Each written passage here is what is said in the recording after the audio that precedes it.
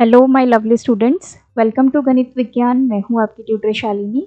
आज की वीडियो में हम एक्सरसाइज 14B के क्वेश्चन नंबर 12 to 21 की प्रैक्टिस करेंगे। नोट्स के लिए हमारी वेबसाइट ganitviggyan.in पे विजिट कीजिए, लिंक आपको डिस्क्रिप्शन बॉक्स में मिलेगा। Question number 12, a rectangles length is 5 centimetre less than twice its width. एक रेक्टेंगल की जो लेंथ है वो 5 सेंटीमीटर कम है किससे, अगर उसकी विड्थ को हम ट्वाइस कर देते हैं। तो हम मान लेते हैं लेट जो विड्थ है रेक्टेंगल की वो है x सेंटीमीटर। तो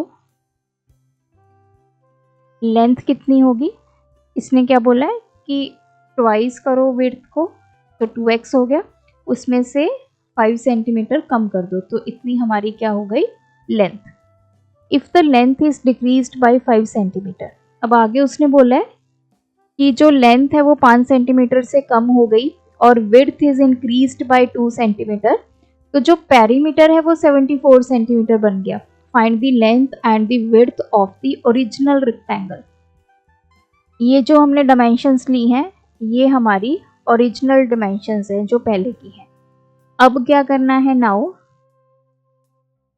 अब उसने लेंथ के बारे में क्या स्टेटमेंट दी है कि जो लेंथ है वो 5 सेंटीमीटर से कम हो गई। लेंथ कितनी है हमारी ऑलरेडी 2x माइनस 5, इसमें से और 5 हम सब्ट्रैक्ट कर देंगे, तो लेंथ आ गई 2x minus 10 centimetre. And what about width, width is increased by 2 centimetre. तो विड्थ कितनी होगी, x थी ऑलरेडी, इसमें 2 सेंटीमीटर हमने ऐड कर दिया, तो ये न्यू लेंथ और हमारी न्यू विड्थ आ गई। अब ये जो नई लेंथ और विड्थ है उससे क्या हुआ, जो पेरीमीटर का जो रेक्टेंगल का पेरीमीटर था वो 74 सेंटीमीटर हो गया। अब पेरीमीटर हमें 74 सेंटीमीटर गिवन है। पेरीमीटर का फॉर्मूला क्या होता है 2 इंटू एल प्लस पी, ये हमें 74 गिवन है। अब हम ये जो नई डायमेंशंस ली हैं उनको यहाँ पे ऐड करेंगे। लेंथ कितनी है 2x माइनस 10, विड्थ कितनी है x प्लस 2 इजिकल्स टू 74, तो 2 इंटू ये हो गया 3x माइनस 8 इजिकल्स टू 74। अब ये 2 इधर आके क्या हो जाएगा, डिवाइड हो जाएगा, तो 3x माइनस 8 इजिकल्स टू 6, ये आ गया 37। 3x इजिकल्स टू 37, 8 इधर आके प्लस हो जाएगा, 3x इजिकल्स टू 45, x की वैल्यू 45 बाई 3, x हमारा आ गया 15। व्हाट इज x, ये है विड्थ। तो विड्थ हमारे पास आ गई रेक्टेंगल की 15 सेंटीमीटर। अब हमने लेंथ फाइंड करनी है।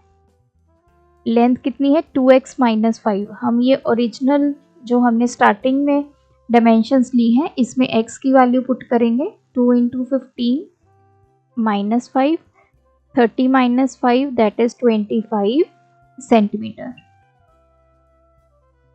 Question 13, this sum of 3 consecutive odd number is 57, find the numbers.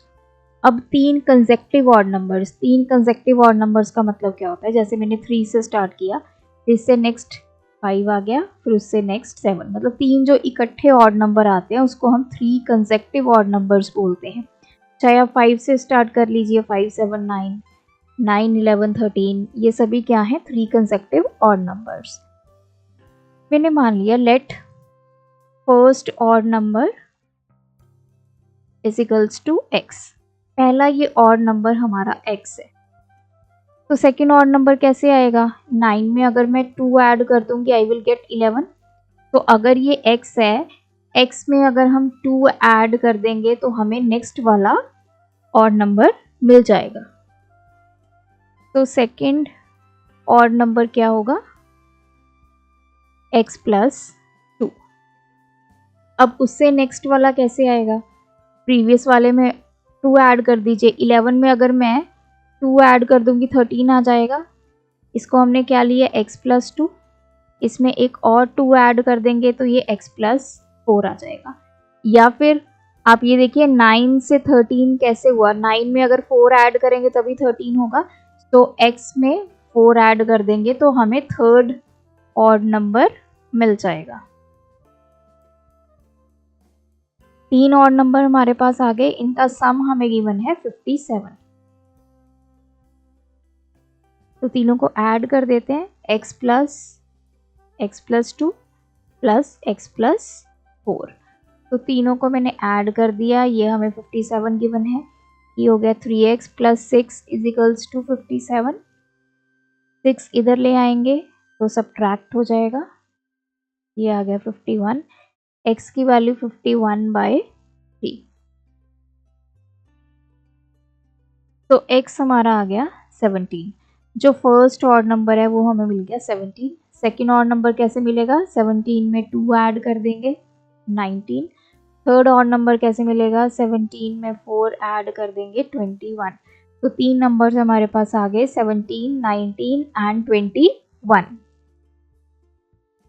Question 14, a man's age is 3 times that of his son, and in 12 years he will be twice as old as his son would be. What are their present ages?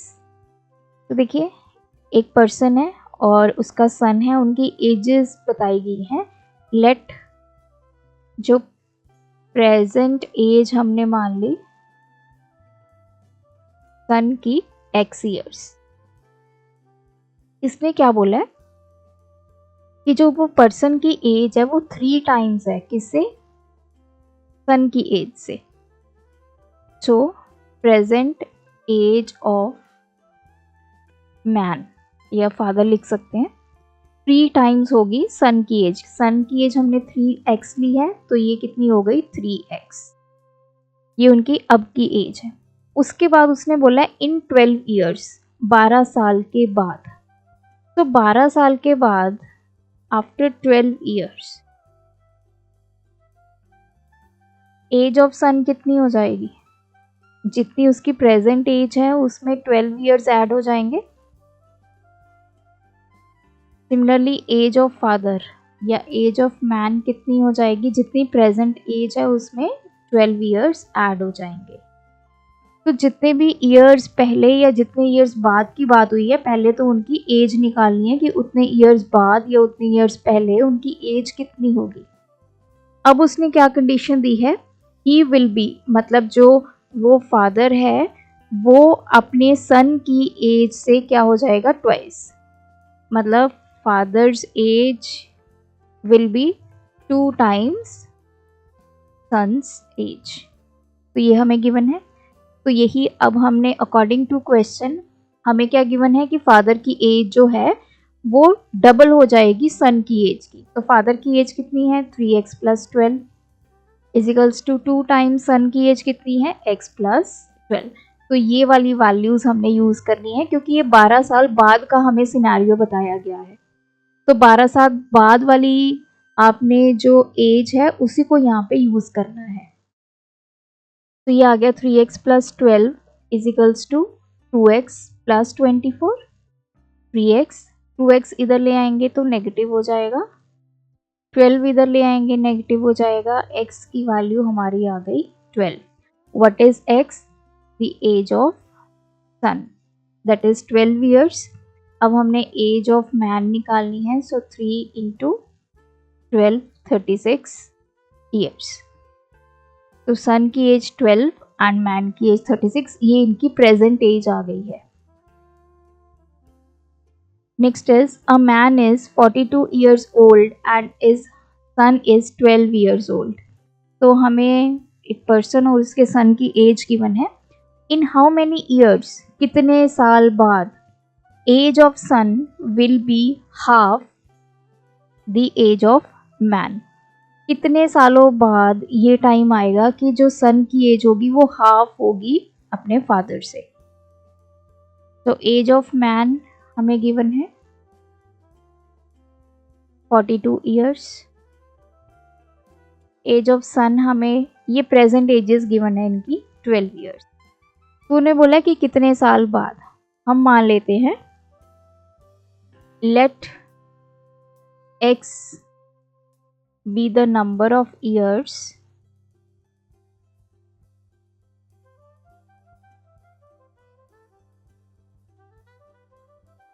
after which age of sun will be half age of man. हमने मान लिया कि x साल के बाद जो सन की as है वो मैन से हाफ हो जाएगी। सो आफ्टर x ईयर्स अब एज ऑफ मैन कितनी होगी, पहले तो हमें ये भी देखना है ना। अगर अभी वो 42 ईयर्स का है तो कुछ सालों बाद x सालों बाद वो कितने का होगा, 42 प्लस x। एज ऑफ सन कितनी होगी, अभी सन 12 ईयर्स का है तो x सालों के बाद वो कितने का हो जाएगा, 12 प्लस x ईयर्स। अब यहाँ पे कंडीशन दी गई है कि x साल के बाद जो सन की एज है वो उस पर्सन की एज से क्या हो जाएगी, हाफ। तो अकॉर्डिंग टू क्वेश्चन अब हमने ये एज को यूज़ करना है। सन की एज कितनी है, 12 प्लस एक्स इजिकल्स टू ये हाफ होगी किसके, मैन की एज के, तो 42 प्लस एक्स। अब इसको सॉल्व कर लेते हैं। ये हो गया 12 प्लस एक्स, 2 को इधर ले आते हैं, 2 इधर मल्टीप्लाई में हो जाएगा, इधर क्या बचा 42 प्लस एक्स। ये हो गया 24 plus 2x equals to 42 plus x. तो 2x ये वाला x हम इधर ले जाएंगे तो नेगेटिव हो जाएगा 42, 24 को हम इक्वालिटी के दूसरी तरफ ले आएंगे तो 24 नेगेटिव हो जाएगा। तो ये आ गया हमारे पास 8। तो आफ्टर 18 ईयर्स जो सन की एज है वो पर्सन की एज से क्या हो जाएगी, हाफ।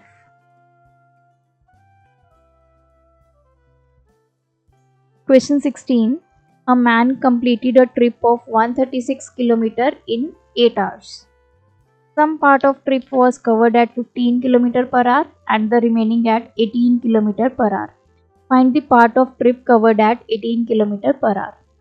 तो देखिए एक ट्रिप है, टोटल कितने डिस्टेंस का है, 136 किलोमीटर का है।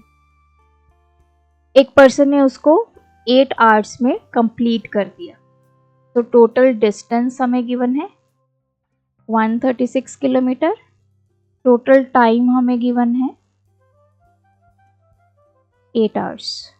अब हुआ क्या कि उस ट्रिप का कुछ पार्ट उसने 15 किलोमीटर पर आवर पे कवर किया, मतलब ये हमें स्पीड गिवन है, और जो बच गया वो 18 किलोमीटर पर आवर पे उसने कवर किया। हमें बताना है कि ट्रिप का कितना पार्ट, मतलब कितना डिस्टेंस उसने 18 किलोमीटर पर आवर पे कवर किया। अब मान लेते हैं ये हमारा x हो गया। Let x kilometre is covered at 15 kilometre per hour. हमने मान लिया कि x जो डिस्टेंस है out of 136 kilometre, x kilometre उसने किस स्पीड से कवर किया, 15 किलोमीटर पर आवर से। और जो बाकी डिस्टेंस बच गया, बाकी कितना बचेगा, टोटल 136 है, ये x किलोमीटर उसने 15 किलोमीटर पर आवर की स्पीड से कवर किया, तो बाकी कितना बच जाएगा, 136 minus x। And 136 minus x is covered at 18 kilometre per our. तो इतना हमें पता चल गया। अब देखिए हमें टोटल टाइम गिवन है, तो यहाँ पे ये डिस्टेंस है, ये स्पीड है, तो टाइम निकाल सकते हैं हम कि x किलोमीटर अगर वो 15 किलोमीटर पर आवर की स्पीड से कवर कर रहा है तो कितने टाइम में कवर करेगा। So time is equals to distance upon speed. तो यहाँ पे हम t1 ले लेती हूँ मैं कि x किलोमीटर को कवर करने के लिए उसने कितना टाइम लिया। डिस्टेंस कितना है x किलोमीटर, स्पीड कितनी थी 15। हम दूसरे उस पे आ जाते हैं, ये हमारा डिस्टेंस है, ये हमारी स्पीड है, तो यहाँ पे टाइम निकालते हैं, distance upon speed 136 minus x upon 18। अब पूरी जर्नी उसने कितने टाइम में कवर की है, 8 आवर्स में, मतलब ये और ये टोटल उसने 8 आवर्स लिए हैं। तो हम क्या कर सकते हैं, टोटल टाइम जो है वो t1 प्लस t2 होगा। टोटल टाइम हमें 8 आवर्स गिवन है। x किलोमीटर को कवर करने के लिए हमारा टाइम कितना है, x/15 प्लस ये जो बाकी डिस्टेंस रह गया उसको कवर करने के लिए कितना टाइम उसने लिया, 136 माइनस x अपॉन 18। अब हम इस इक्वेशन को करेंगे सॉल्व। 15 एंड 18 का एलसीएम जो है वो आ जाएगा 90।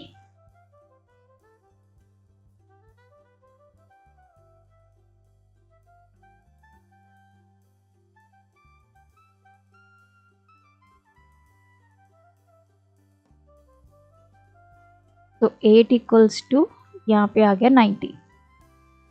90 को 15 से डिवाइड किया, ये आ गया 6, तो ये 6x आ गया। 90 को 18 से डिवाइड किया, ये हमारे पास आ गया 5, और 5 को मल्टीप्लाई करेंगे 136 माइनस x से, तो ये 8 इक्वल्स टू 6x प्लस 5 को 136 से मल्टीप्लाई करते हैं, 5 6 30, 3 आ गया, 15 16 17 18, 680 माइनस 5x अपॉन 90। ये 90 इधर जाके क्या हो जाएगा, मल्टीप्लाई, ये कितना आ गया 6x माइनस 5x, तो इसको सॉल्व कर देते हैं, ये बच गया x प्लस 680, तो ये आ गया 720 इजिकल्स टू x प्लस 680। तो x की वैल्यू 720 माइनस 680, ये आ गया 4। तो हमें ये पहला x किलोमीटर मिल गया, दैट इज 40 किलोमीटर। जो टोटल 136 में से जो पहले 40 किलोमीटर हैं वो उसने किस स्पीड से कवर किए, 15 किलोमीटर पर आवर। हमें पूछा है कि जो 18 किलोमीटर पर आवर स्पीड से डिस्टेंस कवर किया वो कितना था। तो we will write part of trip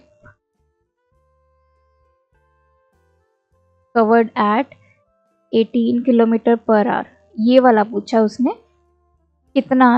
अब टोटल हमारे पास डिस्टेंस था 136, तो 136 में से 40 हम निकाल देंगे, तो ये आ गया हमारे पास 6 एंड 9, तो ये आ गया 96 किलोमीटर। तो टोटल 96 किलोमीटर उसने कवर किया at the speed of 18 kilometre per hour. Next है, the difference of two numbers is 3 and the difference of their square is 69, find the numbers. दो नंबर्स का जो डिफरेंस है वो हमें 3 गिवन है। हम मान लेते हैं, लेट जो फर्स्ट नंबर है वो है x, अब उनका डिफरेंस गिवन है, तो सेकेंड नंबर क्या होगा, x प्लस 3 होगा। अब दो नंबर्स हैं, सपोज कीजिए एक 6 है और एक 3 है, इनका जो डिफरेंस है वो हमें गिवन है 3। तो एक नंबर को, जैसे ये छोटे नंबर को हमने x मान लिया, तो ये वाला नंबर कैसे आएगा, इन दोनों को ऐड कर दीजिए, ये वाला नंबर बन जाएगा। और देख लेते हैं एग्जाम्पल, 4 एंड 1 है, तो डिफरेंस इनका क्या है 3, मैंने इसको x मान लिया, तो ये वाला नंबर हमें कैसे मिलेगा, इस x में अगर मैं 3 ऐड कर देती हूँ, तो वही किया हमने, फर्स्ट नंबर x ले लिया, दूसरा नंबर कैसे मिल गया, x में जो डिफरेंस है वो हमने ऐड कर दिया। अब उसने बोला क्या है, डिफरेंस ऑफ देयर स्क्वायर, इन दोनों का अगर स्क्वायर करेंगे उनका जो डिफरेंस है वो 69 होगा। अब देखिए इनमें ये हमारा स्मॉलर नंबर है, ये हमारा लार्जर नंबर है, तो डिफरेंस ऑफ देयर स्क्वायर, तो लार्ज में से हम स्मॉल सब्ट्रैक्ट करेंगे, इन इसका स्क्वायर माइनस x का स्क्वायर, ये हमें कितना गिवन है 69। तो इस पे फॉर्मूला लगाएंगे, ए प्लस बी का स्क्वायर किसके इक्वल होता है, A square plus B square plus 2ab। तो ये आ जाएगा एक्स का स्क्वायर प्लस 3 का square plus 2 into x into 3 minus x square is equals to 69। ये आ गया 9, ये आ गया 6x minus x square is equals to 69, ये कैंसिल हो गया। तो 6x इज इक्वल्स टू 69, 9 को इधर ले जाएंगे तो सब्ट्रैक्ट हो जाएगा, ये आ गया 60। x की वैल्यू 60/6, x हमारा आ गया 10। एक नंबर हमें मिल गया 10, smaller number is 10। Second number कैसे फाइंड करेंगे, 10 में 3 ऐड कर देंगे 13। तो 2 numbers are 10 and 13. Question 18. Two consecutive natural numbers are such that 1/4 of the smaller exceeds 1/5 of the greater by 1. Find the numbers. दो consecutive natural numbers हैं. Let first number x है, तो second number क्या होगा, x plus 1। अब जैसे numbers आपके पास 3 और 4, इसको आपने x ले लिया तो ये क्या होगा, x प्लस 1 होगा। अब इसने क्या बोला, 1/4 ऑफ द स्मॉलर, स्मॉलर क्या है हमारा x, इसका 1/4 करेंगे तो ये ज़्यादा है, एक्सीड्स इससे 1/5 ऑफ द ग्रेटर। अगर हम इसका 1/5 कर देंगे तो ये नंबर बड़ा है, कितनी वैल्यू से बड़ा है, बाय 1। तो हमने नंबर्स फाइंड करने हैं। अब देखिए इन दोनों को हमने इक्वल करना है, तो क्या मेथड है, या तो आप इसमें से 1 निकाल दीजिए क्योंकि ये 1 ज़्यादा है इसमें, तो ये दूसरे नंबर के इक्वल आएगा, या फिर 1/4 x है, ये 1 जितना ये ज़्यादा है उतना इसमें ऐड कर दो, तब दोनों बैलेंस हो जाएंगे।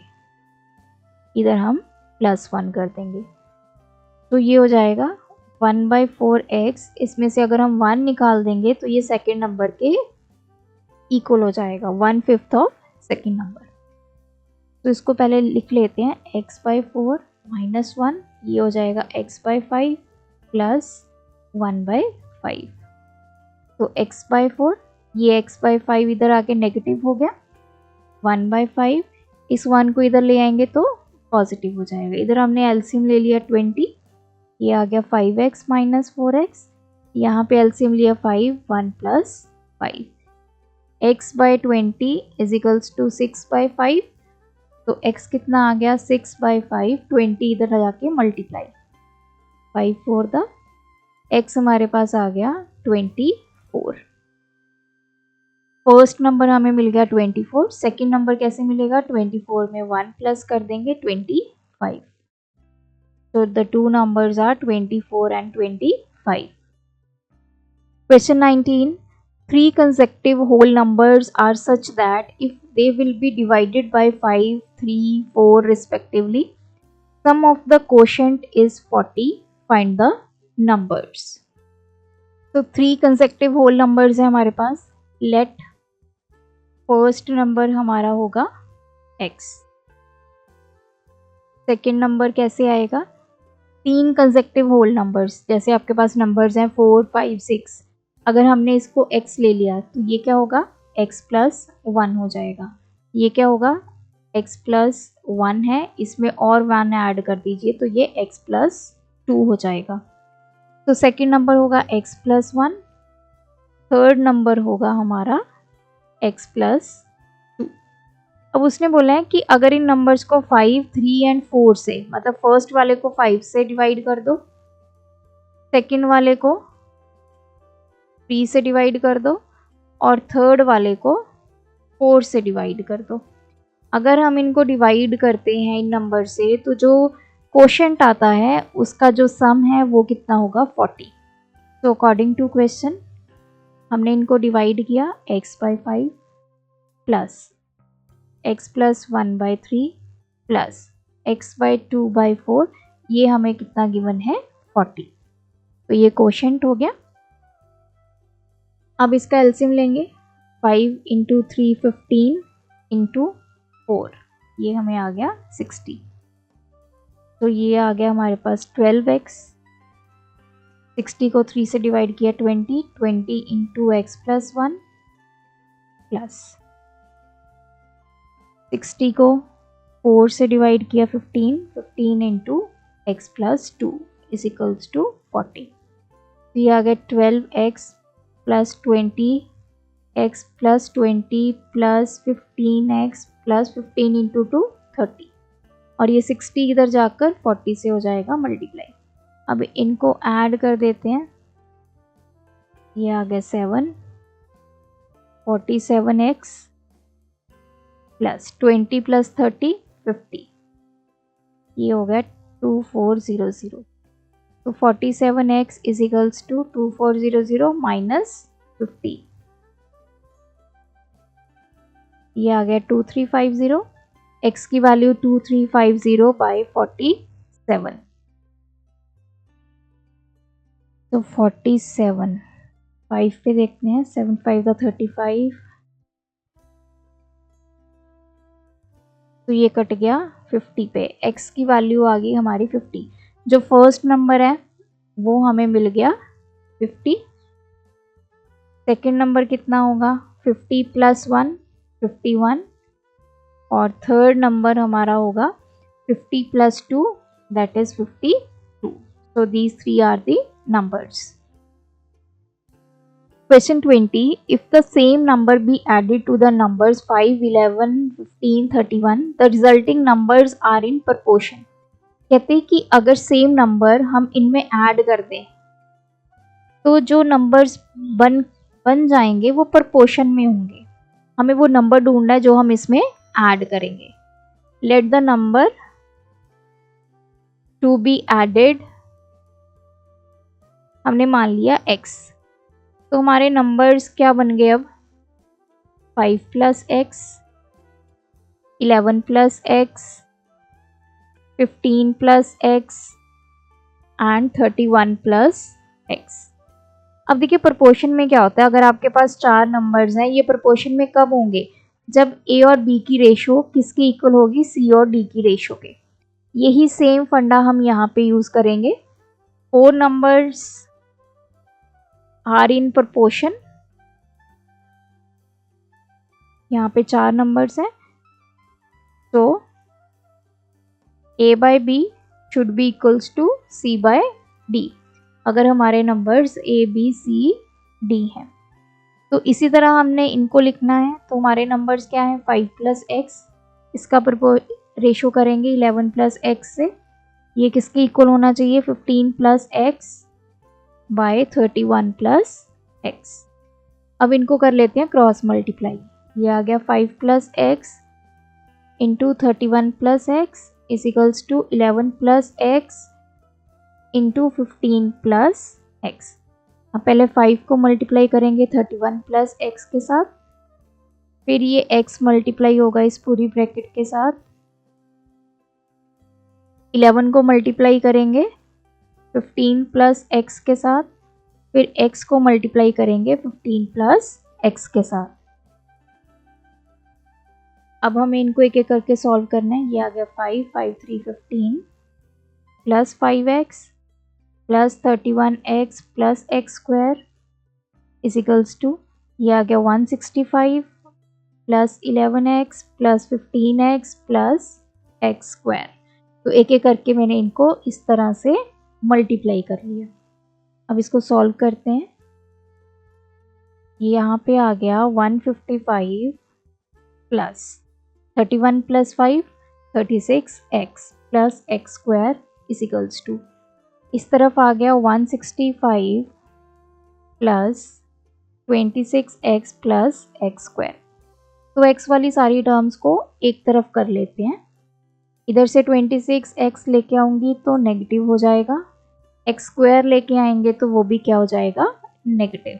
यहाँ पे क्या है 165, ये 155 को इक्वालिटी की इस तरफ लेके आएंगे तो नेगेटिव, ये कैंसिल, ये आ गया 10x is equals to 10, x की वैल्यू 10 बाई 10 दैट इज 1।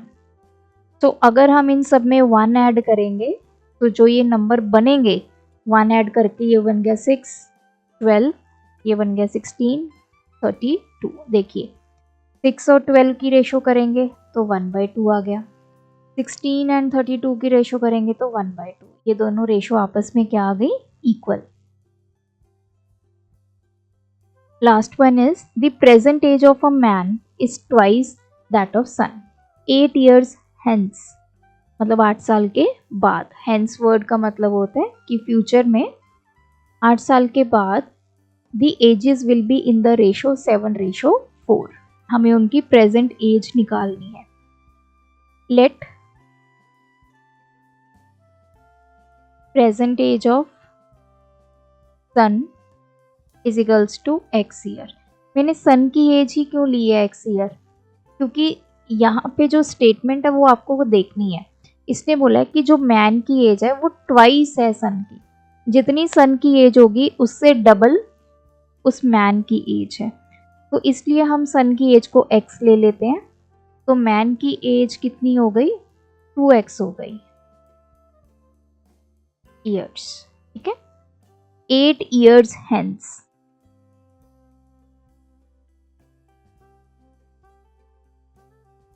मतलब आफ्टर 8 years।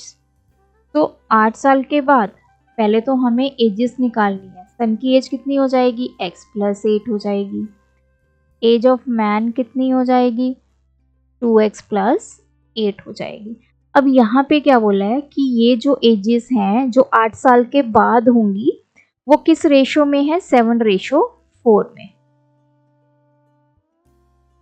अब आपने ये देखना है 7 किसके लिए बोला है, 4 किसके लिए बोला है। अब देखिए यहाँ पे स्टार्टिंग में पहला किसको हमने यहाँ पे बोला है? Present age of man. तो मैन के लिए 7 यूज होगी, सन के लिए 4 यूज होगी। तो ये बात का आपने ध्यान रखना है। So age of man to age of son, ये हमें गिवन है 7/4। तो मैन की एज कितनी है 8 साल के बाद? 2x + 8 अपॉन सन की age x + 8 is equals to 7/4। अब हम करेंगे इसको cross multiply. 4 × 2x + 8 is equals to 7 × x + 8। ये आ गया 8x + 32, ये आ गया 7x, ये आ गया 56। तो 8x 7x को इधर ले आएंगे इज इक्वल्स टू 56 - 32, x की वैल्यू आ गई 24। तो प्रेजेंट एज ऑफ सन ये हमें मिल गई 24 years। What is the present age of man? 2x। तो 2 × 24 दैट इज 48। तो सन की एज हमें मिल गई 24 years, मैन की एज 48 years। तो यहाँ पे ये एक्सरसाइज कंप्लीट होती है। आप भी प्रैक्टिस कीजिए। कोई डाउट है कमेंट ड्रॉप करें। Thanks for watching. बढ़ाना है ज्ञान, फॉलो गणित विज्ञान।